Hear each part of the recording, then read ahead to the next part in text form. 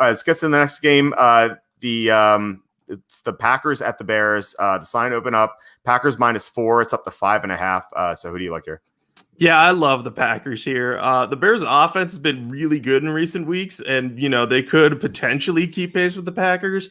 But I don't see that happening. The Packers need to win to get the 1 seed here.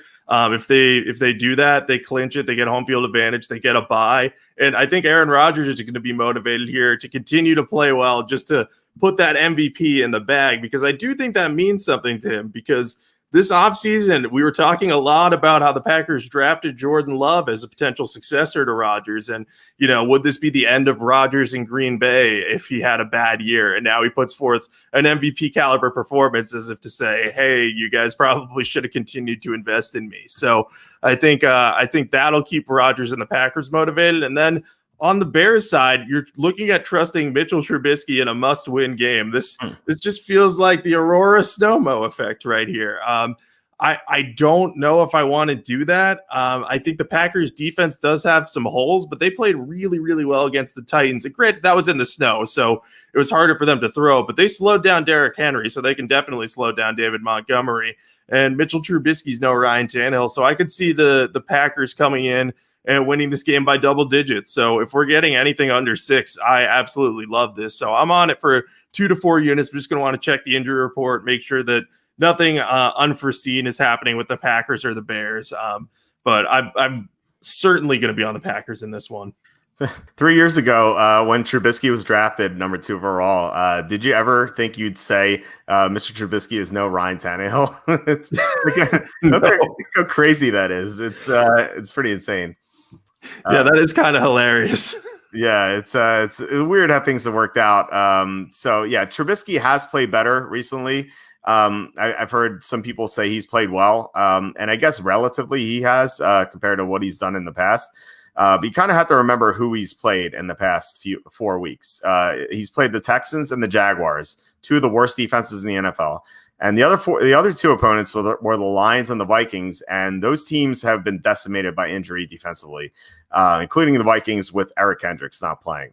So Trubisky's had so many easy games. The last tough game he had was against the Packers, where he made a lot of mistakes in the first 3 quarters, and then he put together a 4th quarter where he threw well and put up good stats, and then the Bears coaching staff, Matt Nagy is saying how he was impressed with Trubisky, even though Trubisky threw all those yards in garbage time. So I think the Packers should be able to contain Trubisky, especially with Trubisky having 2 injured offensive linemen in front of him. Like the 4 opponents he's played haven't been able to take advantage of that, and the Packers will be able to.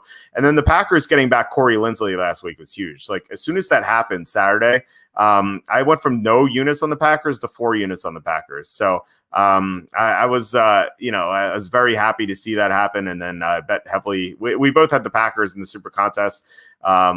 So yeah, I think the Packers. I like them a lot here. Also, the advanced spread on this game was Green Bay -6.5, and now it's 5.5. Now I know 1 point's not a huge deal, but we do get the key number of 6, which is important. Yeah, I think that's pretty big to get the key number. And, I think that the Bears are so focused on just winning this game to get to the playoffs too. I don't think that they're going to be able to get extra motivated to play the Packers. I think that if they were out of the playoff race or something, I could see them bringing it and being like, hey, we need to beat the Pack, or we want to beat the Pack here. But where they need to win this game, I feel like they're going to be a little bit more where they could go all out and not care about what happens if they do lose. This one, they're going to be a little bit more conservative, which I think is related to the Aurora Snowmo effect, as you said earlier. Yeah. Chris is saying, how many years would you guys re-sign Trubisky for? 8, 10, 20? He's amazing now, right? Yeah. Let's re-sign him to 30-year contract. The $3.3 billion. I think that would work out pretty well for the Bears. Probably Ryan Pace was like, oh, it's a good idea. Maybe we should get on that. G-Chuck is saying, I think Rodgers already has the MVP in the bag. I would say 99.9% sure. Now, if he comes out in this game and throws 4 interceptions and has a horrible game, that might make some voters vote for Mahomes, but I think you're right. And Andrew says, could this be the Bears Super Bowl?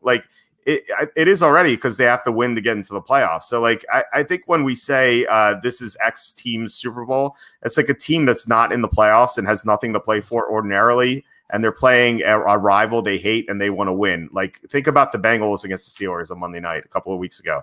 The Bengals had nothing to play for. Obviously, they would be better off losing, but they're playing the Steelers, whom they hate, and they wanted to beat the Steelers, and that was their Super Bowl, just because they're not going to be in the Super Bowl, you know? Yeah, I think the rule of thumb with this team's Super Bowl, they have to be not really able to get to the Super Bowl. Like the Bears, they can get to the playoffs, which, you know, they're probably not going to get to the Super Bowl, but if they get to the playoffs, they can at least psych themselves into thinking it's possible. And just one more point on Aaron Rodgers as to why I think he'll have another good game. He has 47 total touchdowns on the year, so if he gets 3 more, he can have 50. And if he has 6 passing touchdowns, he'll have 50 passing touchdowns. So, you know, if he comes out and throws 6 passing touchdowns, you know why. It's because he wants that 50. Yeah, that'd be pretty cool. So maybe it's a reason why you should play him in DraftKings this week or something. All right.